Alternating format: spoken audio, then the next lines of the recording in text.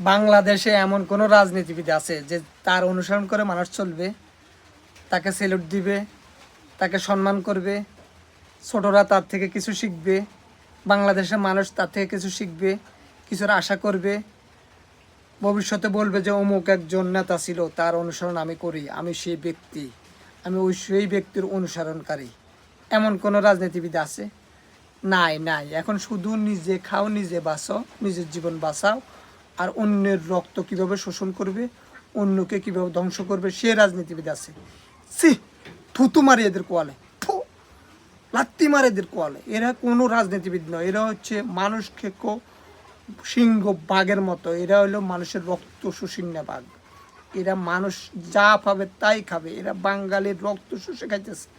এরা নিজের সন্তানদেরকে বিদেশে পাঠিয়ে রাখে, নিজের ফ্যামিলিকে বিদেশে পাঠিয়ে রাখে, আর বাঙালির অবুঝ বাঙালি